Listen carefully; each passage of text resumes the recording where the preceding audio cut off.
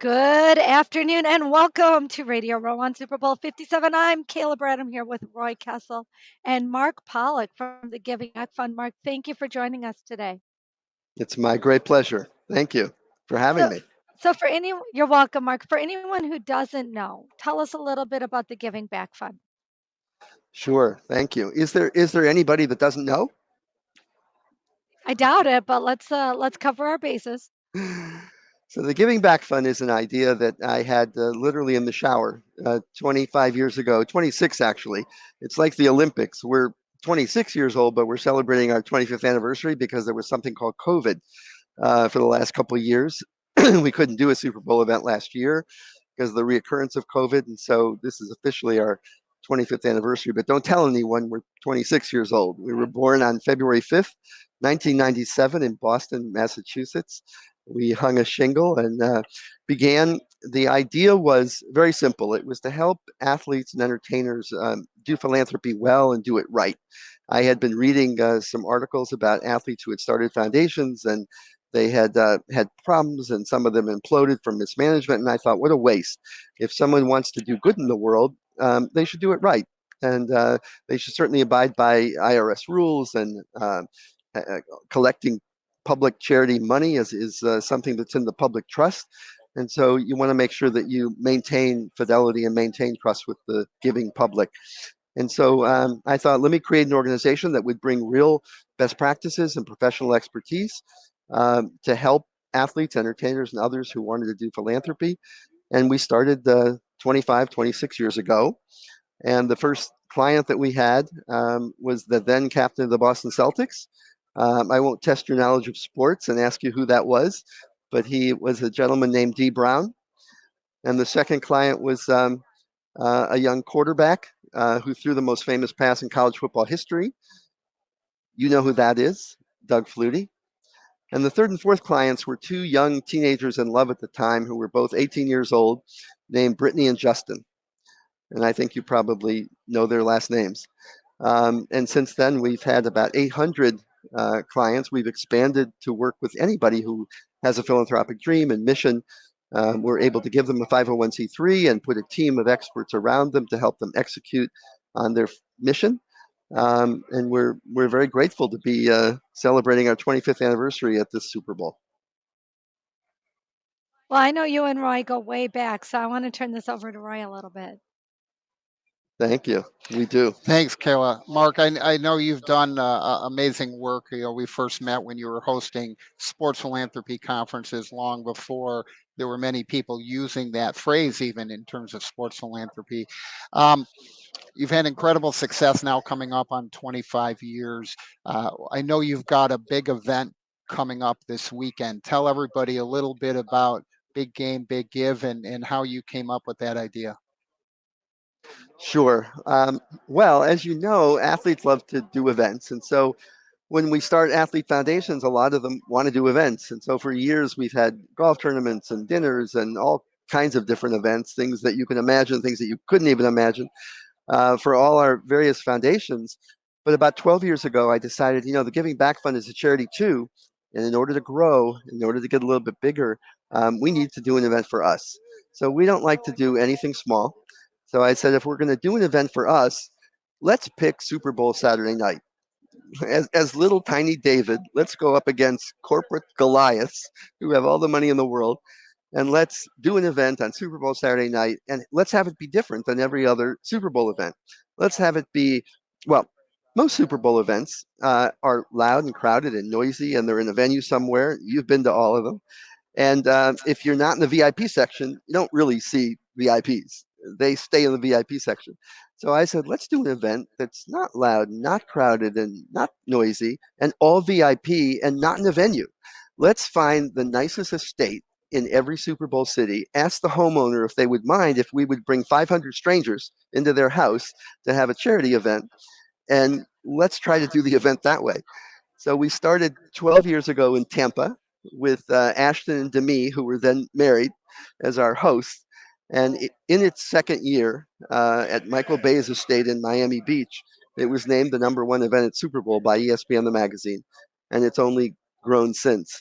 So we're very grateful. We've had some incredible homeowners over the years who have unbelievable homes that they open up just for the point of charity. And big distinction of our event as opposed to all the corporate Goliaths that we go up against is that we have never ever paid a celebrity to host or perform at our event. Instead, we give a contribution to whatever charity they choose instead of a paycheck to their pocket. And we've had over the years amazing, A-list hosts and performers, and we've maintained that rule to this day. And this year we have great ones too, and we'll be making contributions to foundations for Anthony Anderson and J.J. Watt, and to the homeowner who's given us his 5.5-acre estate in Paradise Valley. And we're so grateful that it works that way, and it's a special event where everyone has access to everyone, and it's all VIP. Mark, it's amazing the way that you've done that, and it's something that Kayla and I talk about a lot because we get a lot of requests from athletes. Hey, we need you to pay us to come and be on your podcast. We need you to pay us to come and speak at our educational programs, and it's the same philosophy. We're about giving back, and we're about working with organizations and training athletes and organizations to be more effective in the way that they're working so that they can make a greater impact on their community. And one thing I love about what the Giving Back Fund has done is too frequently we hear athletes say, I need to start my own foundation. And you came up with a formula. Talk a little bit about the model and structure of the Giving Back Fund, because we feel it's crucial for athletes to understand that having their own foundation is not a requirement and oftentimes can be a detriment to what they're trying to accomplish. Sure. Thank you for that question. So the Giving Back Fund gives an athlete or really anybody who wants to start a foundation the opportunity to focus on their philanthropic mission and worry about nothing else. They don't have to worry about filling out 990s or audits or registering in the 41 states that are required when you do on any online fundraising or any fundraising anywhere. And all of the accounting and all of the bylaws and the articles of incorporation, board meetings, everything that goes into the legal running of a foundation goes out of your mind because we handle all of it. All you do is focus on what your charitable mission is. And that's, if you're a busy athlete, that's really all you have time for. We've had Ben Roethlisberger's foundation, for example, for 19 years, and he's been pretty busy on the field for 19 years. So he wanted somebody who would maintain his foundation without any problems at all. It would never appear on the front page of a newspaper that something's going wrong with that foundation, so that he And so I think we lost this for a second, but I hope we're back. And so that's really what the Giving Back Fund provides. It's a turnkey solution where you have the exact same foundation as if you were to start a public charity with the IRS. Everything is the same, except there's no muss, no fuss. You don't have to worry about a thing. And you get 10 times, I have a staff of 30 professionals who have a combined probably 500 or 600 years of experience in foundation management behind them. And you get the benefit of all of that, but you just pay a fraction of the cost of what it would be if you were standalone. So all the aggravation and the worry goes out of it. You never have to worry that anything is going to go against IRS rules because we're very scrupulous about following every IRS rule. And you can focus on your charitable mission, and it costs about a tenth of what it would be if you were to do a standalone foundation. That's the model.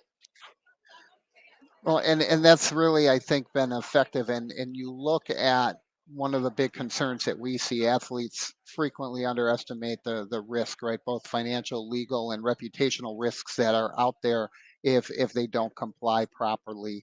Um, One of the big successes, or one of the big, we'll call it a new signing for you, came out of a tragic situation that occurred this year with Damar Hamlin of the Bills. Talk a little bit about how that opportunity came to the Giving Back Fund. I know you've worked with Joanne Pasternak on putting that together, and Joanne's going to be with us on Friday.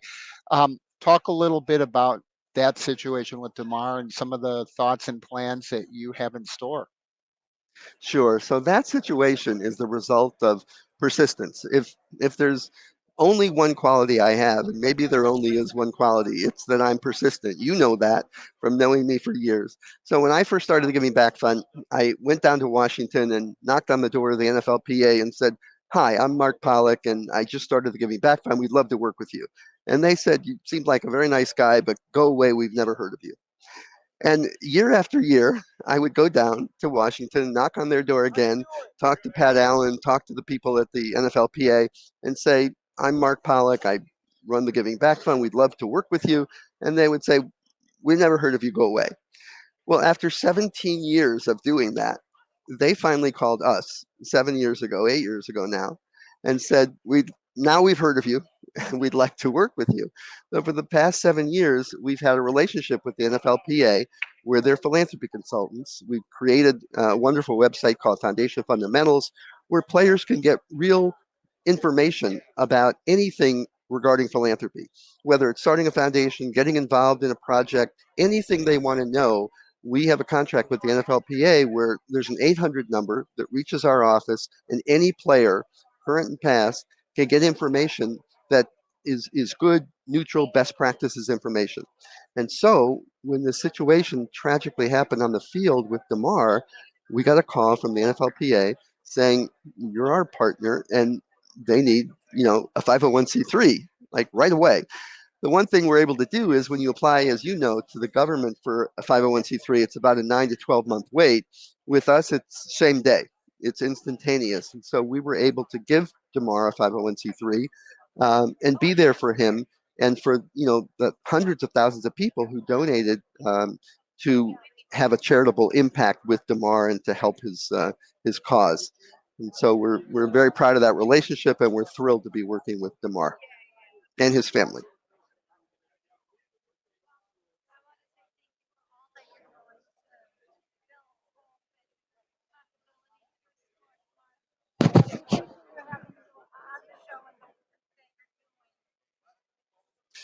Thank Appreciate everything that you're doing to create hope and possibility through sports. You're doing deep work. Thank you for having your sleeves rolled up past your elbows. Guys, my name is Kayla Bradham. I'm here with Roy Castle Sports Philanthropy Network, taking time at Radio Row Super Bowl 57 to thank Marc Pollick from the Giving Back Fund for joining us today. We want to remind you, all three of us want to remind you to live generously. Thanks, Marc. thank you so much.